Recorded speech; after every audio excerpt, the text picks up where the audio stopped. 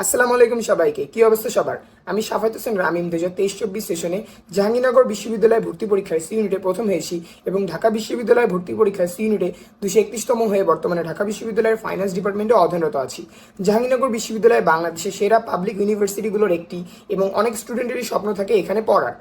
এখন জাহাঙ্গীরনগর বিশ্ববিদ্যালয়ের মতো জায়গায় যেখানে সিট সংখ্যা সবচেয়ে কম এবং কম্পিটিশন সবচেয়ে বেশি, এমন পরীক্ষা আমি কিভাবে প্রথম হয়েছি সেই জার্নিটা আমি এই ভিডিওর মাধ্যমে শেয়ার করব এবং পরবর্তী অ্যাডমিশন ক্যান্ডিডেটদের জন্য আমি কিছু টিপস অ্যান্ড ট্রিক্স বা গাইডলাইন শেয়ার করব, যাতে করে পরবর্তীতে যারা অ্যাডমিশন দিবে জাহাঙ্গীরনগর বিশ্ববিদ্যালয়ের সি ইউনিটে তারা যাতে কিছুটা হলেও উপকৃত হতে পারে এবং ভার্সিটি পরীক্ষা সম্পর্কে সুস্পষ্ট ধারণা পেতে পারে। সো ভিডিওটি শুরু করা যাক।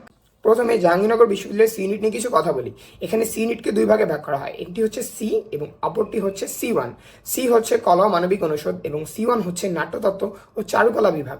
এখানে পরীক্ষা হয় 8টি সাবজেক্টে। সাবজেক্টগুলো হলো বাংলা, ইংরেজি, ইতিহাস, দর্শন, প্রত্নতত্ত্ব, জার্নালিজম ও মিডিয়া, আন্তর্জাতিক সম্পর্ক এবং লাস্টটি হলো বঙ্গবন্ধু তুলনামূলক সাহিত্য সংস্কৃতি ইউনিট।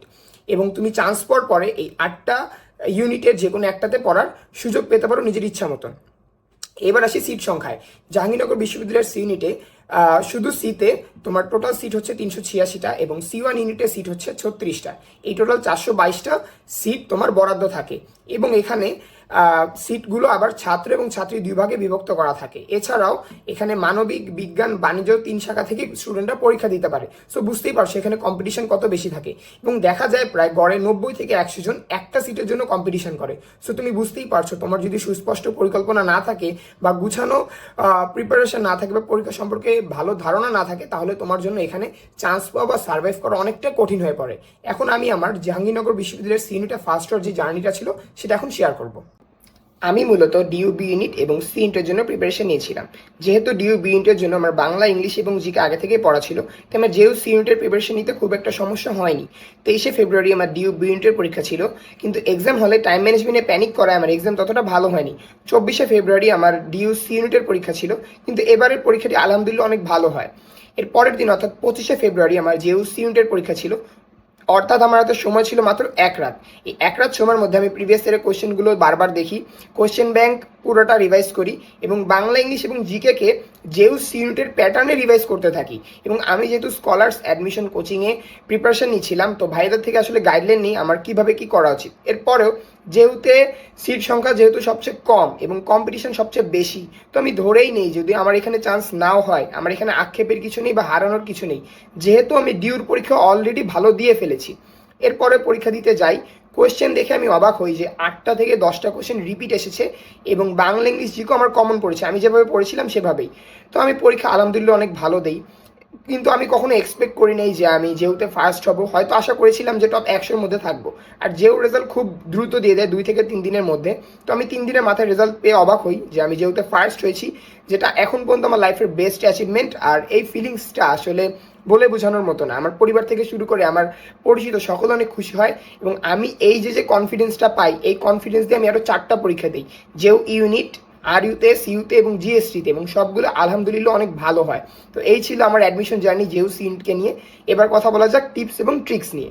ট্রিক্স নাম্বার 1, প্রিভিয়াস ইয়ারের কোয়েশ্চেনগুলো ভালো মতো পড়া। যেহেতু যেউ সি ইউনিটে প্রিভিয়াস ইয়ার থেকেই 9টা থেকে 10টা কোয়েশ্চেনের মতো রিপিট হয়, আমার ক্ষেত্রেও তাই হয়েছিল। তো এই শিওর শর্ট যাতে মিস না হয়, এই জন্য প্রিভিয়াস ইয়ারের কোয়েশ্চেনগুলো ভালো মতো দেখা উচিত। ট্রিক্স নাম্বার 2, কীভাবে বাংলায় ভালো করা যায়। বাংলা 15 মার্কসের মধ্যে বাংলা ফার্স্ট পেপার থেকে আসে 5 থেকে 6 মার্কস, বাংলা সেকেন্ড পেপার থেকে আসে 4 থেকে 5 মার্কস এবং বাকিটুক থাকে হচ্ছে মুখস্থ পাঠের উপর। এর মধ্যে এইচএসসিতেই বাংলা ফার্স্ট পেপার মোটামুটি কমপ্লিট করা হয়ে থাকে, তাই বাংলা ফার্স্ট পেপার নিয়ে প্যারা খাওয়ার খুব একটা দরকার নেই। তো বেশি গুরুত্ব দিতে হবে বাংলা সেকেন্ড পেপার এবং মুখস্থ পাঠের উপর, যদি তোমার বাংলাতে ভালো করতে হয়। এবার কথা বলা যাক ইংলিশ নিয়ে। ট্রিক্স নাম্বার 3, ইংলিশে ভালো করার জন্য ইংলিশ সেকেন্ড পেপার এবং মুখস্থ পাঠের উপর বেশি গুরুত্ব দিতে হবে। যেহেতু ইংলিশ ফার্স্ট পেপার থেকে নর্মালি কোয়েশ্চেন আসে না এবং মুখস্থ পাঠের মধ্যে বেশি গুরুত্ব দেওয়া উচিত prepositions, synonym, antonyms, idioms and phrase, spellings এগুলোকে। আর গ্রামার তো বেসিক গ্রামার যা আছে তাই। আর একটা ইম্পর্টেন্ট ফ্যাক্ট হচ্ছে ইংলিশে লিটারেচার থেকে মাঝে মধ্যে 2টা থেকে 3টা কোশ্চেন দিয়ে দেয়, যেগুলো আসলে সহজে অ্যান্সার করা যায় না বা মনে থাকে না। তো আমি যেটা করেছিলাম, আমার ক্ষেত্রে এরকম 2টা থেকে 3টা কোশ্চেন এসেছিল এবং আমি সেই কোশ্চেনগুলো স্কিপ করেছিলাম। তো এইসব ক্ষেত্রে স্কিপ করাই বেটার। এবার আসি ট্রিক্স নাম্বার 4, জিকেতে কীভাবে ভালো করা যায়। আমরা সবাই মোটামুটি জিকে নিয়ে প্যারা খাই, আমিও খেয়েছিলাম, কিন্তু জিকেতে ভালো করার একমাত্র সলিউশন হচ্ছে বাজারে যে কোনো একটি জিকে বই পেজ 1 থেকে শুরু করে একদম লাস্ট পর্যন্ত পুরোটা শেষ করা। এর কারণ হচ্ছে জিকের সিলেবাস কিন্তু অনিশ্চিত, আমরা কেউ বলতে পারি না আসলে জিকে কোথা থেকে কোয়েশ্চেন দিবে। কিন্তু তোমার যদি একটা বই পুরোটা কমপ্লিট করা থাকে তাহলে অ্যাটলিস্ট কোয়েশ্চেন কমন না পড়লেও তুমি অপশন দেখে আন্দাজ করতে পারবে আসলে অ্যান্সার কি হতে পারে। এর পাশাপাশি তুমি কারেন্ট অ্যাফেয়ার্সের যে বইগুলো থাকে পুরো মাসে সে একটা কারেন্ট অ্যাফেয়ার্সের বই শেষ করতে পারো। যদি কোনো কারণে রিসেন্ট অ্যাফেয়ার্স বা রিসেন্ট ইনসিডেন্ট থেকে কোশ্চেন দিয়েও দেয় তুমি যাতে সেগুলো অ্যান্সার করতে পারো এবং এভাবেই তুমি জিকেটা আয়ত্ত করতে পারো। এবার কথা বলা যাক এক্সামের টিপস নিয়ে। Tips number 1, question bank analysis করা। কারণ দেখা যায় যেও কোয়েশ্চেন প্যাটার্ন অন্য সব ভার্সিটির সকল ইউনিটের থেকে ডিফারেন্ট হয়, তো এই জন্য কোয়েশ্চেন কমন পেতে হলে কোয়েশ্চেন ব্যাংক অ্যানালিসিস অবশ্যই করতে হবে যাতে তুমি বুঝতে পারো যে আসলে কোন টপিক থেকে বেশি কোয়েশ্চেন আসছে, কোন টপিক থেকে কম কোয়েশ্চেন আসছে। সো পরীক্ষা কমন পাওয়ার ক্ষেত্রে কোয়েশ্চেন ব্যাংক অ্যানালিসিসের বিকল্প নেই। টিপস নাম্বার 2, তোমার পরীক্ষা সব অ্যান্সার না করা। এর রিজন হচ্ছে আমি যখন অ্যাডমিশন দিয়েছিলাম তখন আমার ক্ষেত্রে 2টা থেকে 3টা কোয়েশ্চেন একটু অন্যরকম ছিল যেগুলো আমি অ্যান্সার করিনি বা স্কিপ করেছি। আমি যদি সাপোজ সেই কোয়েশ্চেনগুলো অ্যান্সার করতাম এবং সেগুলো অ্যান্সারগুলো যদি ভুল হতো তাহলে আমি আজকের অবস্থানে নাও থাকতে পারতাম। তো অবশ্যই শিওর না হয়ে কোনো কোয়েশ্চেনে অ্যান্সার করা উচিত না। টিপস নাম্বার 3 হচ্ছে টাইম ম্যানেজমেন্টের ব্যাপারে সতর্ক থাকা।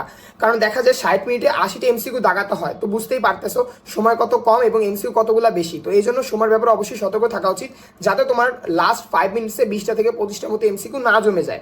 টিপস নাম্বার 4 হচ্ছে কনফিডেন্ট থাকা। কারণ দেখা যায় এক্সাম হলে অনেকেই আসে যারা দেখায় যে তাদের প্রিপারেশন অনেক ভালো কিন্তু বাস্তবে না। তো এই টাইপের স্টুডেন্টদের থেকে অবশ্যই সতর্ক থাকা উচিত এবং এইসব কথায় কান না দিয়ে নিজের উপর বিশ্বাস বা কনফিডেন্স রাখা দরকার। টিপস নাম্বার 5 হচ্ছে প্রচুর এমসিকিউ প্র্যাকটিস করা। তুমি কোনো কোচিংয়ের মাধ্যমে বা বাসায় ওএমআর শিট এনে তুমি যদি প্রচুর এমসিকিউ প্র্যাকটিস করতে পারো তাহলে তোমার এর জায়গায় বি দাগানো বা বি এর জায়গায় সি দাগানো এই ছোট ছোট ভুলগুলো হবে না এবং তুমি এই ব্যাপারে আগে থেকে সচেতন থাকতে পারবে। টিপস নাম্বার 6 হচ্ছে ডাউট সলভিং করা। সাপোজ তুমি একটা টপিক বুঝো না বা তুমি এই টপিক সম্পর্কে ক্লিয়ার না এবং পরীক্ষায় দেখা গেলো সেই টপিকটা আসলো, তখন তোমার মধ্যে খুব রিগ্রেট কাজ করবে। তো এই রিগ্রেটটা আসতে দেওয়া যাবে না। এজন্য যখন কোনো ডাউট মনে আসবে তখন ইমিডিয়েট সিনিয়র বা কোনো পরিচিত ভাইদের থেকে পরামর্শ নেওয়া বেটার হবে। এবং আমি আমার অ্যাডমিশনের ক্ষেত্রে স্কলারসের ভাইদের পরামর্শ নিয়েছিলাম, সো এই ক্ষেত্রে আমি এই প্রিভিলেজটা পেয়েছিলাম। তো তোমরা এই প্রিভিলেজটা পাওয়ার জন্য সিনিয়রদের থেকে পরামর্শ নিতে পারো। এবং লাস্টলি যে টপিকটা তোমার টিপস নাম্বার 7 হচ্ছে এক্সামের প্রেশার নেওয়া নেয়। আমরা যখন এক্সামের আউটকাম নিয়ে বেশি চিন্তা করি তখন আমরা মেন্টালি স্ট্রেসড হই। তো এক্সামের আগে কখনোই মেন্টালি স্ট্রেসড হওয়া যাবে না, মেন্টালি টাফ হতে হবে এবং স্ট্রং হতে হবে। তো এই ছিল আজকের ভিডিও, সম্পূর্ণ ভিডিও। পরবর্তীতে এরকম অ্যাডমিশন জার্নি বা অ্যাডমিশন রিলেটেড যে গাইডলাইন বা টিপস অ্যান্ড ট্রিক্সের ভিডিও এরকম ভিডিও নিয়ে আমি হাজির হব। টিল দেন সবাই ভালো থাকো, সুস্থ থাকো। আসসালামু আলাইকুম, আল্লাহ হাফেজ, বাই।